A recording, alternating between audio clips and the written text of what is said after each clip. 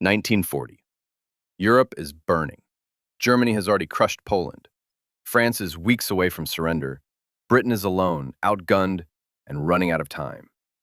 And then something impossible happens. The United States Army of 2026 arrives. Not the America of 1940, with bolt-action rifles and propeller planes. The America of today, F-35 stealth fighters, Predator drones, Abrams tanks, Tomahawk missiles, satellite targeting systems, special forces units that can take out an entire headquarters before anyone knows they were there. Nazi Germany is about to fight an enemy from the future. This is what happens next. Day 1, June 15th, 1940. France is surrendering. At 6 a.m., something appears on German radar that nobody can explain. Dozens of contacts moving at speeds no aircraft in 1940 can match, flying in patterns that make no sense. Silent, invisible to the eye, F-35s. Before a single German pilot can scramble, the Luftwaffe ceases to exist. Every major German airbase from Berlin to Paris is hit simultaneously. Not bombed in the old sense, surgically destroyed. Runways cratered, fuel depots exploding, aircraft obliterated on the ground before engines are even started. In 6 hours, Germany loses its entire air force. Hermann Göring stares at the reports coming in and refuses to believe them. By noon, he has no choice. The German army problem. Here's where it gets complicated. Germany in 1940 has the most battle-hardened army on earth. 3.5 million soldiers, veterans of Poland, France, the Low Countries, disciplined, motivated, fighting for a leader they genuinely believe in. They have no air cover anymore, but they still have tanks, artillery, and they know how to use them better than anyone alive in 1940. American commanders look at the map. The German army is spread across Western Europe, France, Belgium, Netherlands, Denmark, Norway. Pulling it back to defend Germany itself will take weeks. American drones are already watching every column, every convoy, every supply line. The order goes out. Cut the supply lines first. Every bridge over the Rhine, every rail junction in Germany, every fuel depot within 200 miles of the front. Tomahawk missiles hitting targets that German radar cannot even detect until the explosion. Within 48 hours, the German army in France is running out of fuel. France does not fall. In our timeline, Paris falls on June 14th, 1940. In this timeline, American airborne units land east of Paris on June 16th.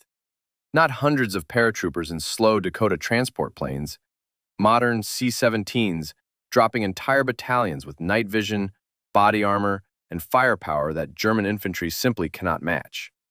The German advance on Paris stops cold. French commanders, who are already signing surrender documents, suddenly have the most powerful military force in human history fighting alongside them. De Gaulle, who in our timeline fled to London on a plane, instead walks into a joint command meeting with American generals. France does not fall. The German response. Hitler is in his wolf's lair. The reports coming in are being filtered. Nobody wants to be the one to tell him the truth. When he finally understands what is happening, his first instinct is the same as always. Attack. He orders every Panzer division in France to turn and push back against the American positions east of Paris. 800 German tanks rolling toward a force equipped with Javelin anti-tank missiles and Apache attack helicopters. The battle lasts 4 hours. 800 German tanks enter the field. Fewer than 50 leave it. German Panzer commanders, who had never lost a tank battle in their careers, cannot process what is happening. Their shells bounce off Abrams armor. Their radio communications are being jammed. Their position is known before they even move. It is not a battle. It is a lesson. The push into Germany. American commanders face a decision. Stop at the French border and let Germany collapse from within, or push east and end this in weeks. The decision is made in Washington.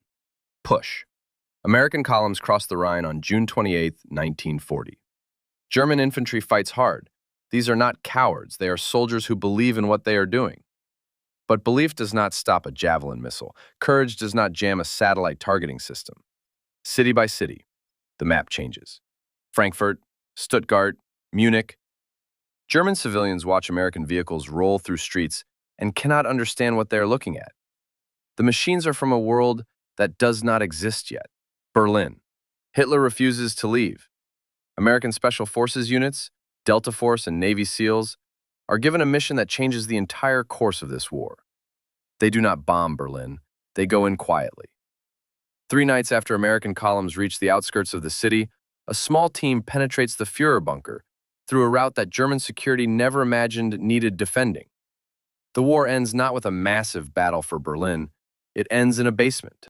By July 15, 1940, exactly 1 month after the first F-35 appeared over Germany, the Nazi government collapses. The Eastern Front that never happens. In our timeline, Germany invades the Soviet Union in June 1941. Operation Barbarossa, the most destructive military campaign in human history. 30 million Soviet dead, entire cities starved and burned. In this timeline, there is no Operation Barbarossa, because there is no Nazi Germany. Stalin watches what happens to the German army and goes completely quiet. His intelligence services cannot explain the American weapons. His generals tell him the Germans were destroyed faster than Poland fell in 1939. He signs a non-aggression pact with the United States in August 1940 and does not move for a decade. 30 million people who died in our timeline are alive. The Pacific problem. Japan has been watching everything. In our timeline, Japan attacks Pearl Harbor in December 1941, calculating that America is too weak and too slow to fight a Pacific war. In this timeline, Japan watched the United States destroy the most powerful army in Europe in 30 days. The Japanese War Council meets in September 1940. The vote on attacking America is unanimous. No, Japan quietly withdraws from its alliance with Germany and begins negotiating trade agreements with Washington instead. There is no Pearl Harbor. There is no Pacific War. There is no atomic bomb dropped on Japan. The world in 1945. Stop and look at what exists. World War II, the conflict that killed 70 million people in our timeline, lasts less than 2 months. Europe is not in ruins. The great cities, Dresden, Warsaw, Stalingrad, Rotterdam, were never destroyed.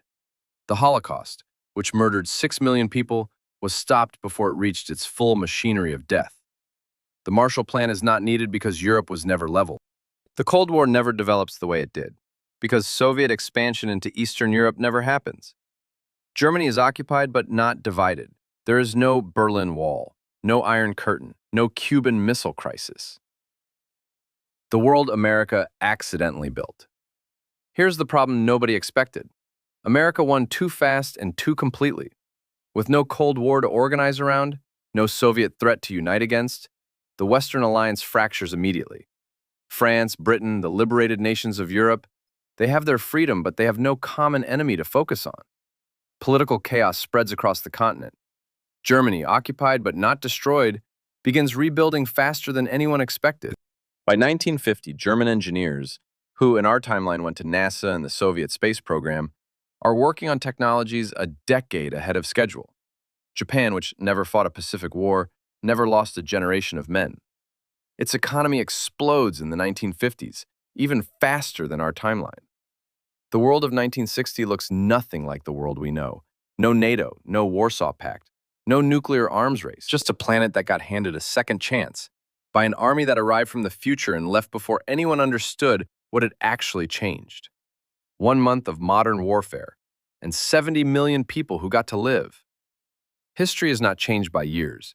It is changed by moments. And this one happened at 6 in the morning on a June day in 1940, when something appeared on German radar that nobody could explain. What do you think? Would modern America winning in 1940 have made the world better or worse? Drop your answer below. Next scenario. What if the Soviet Union never collapsed? That one is coming. Subscribe so you don't miss it.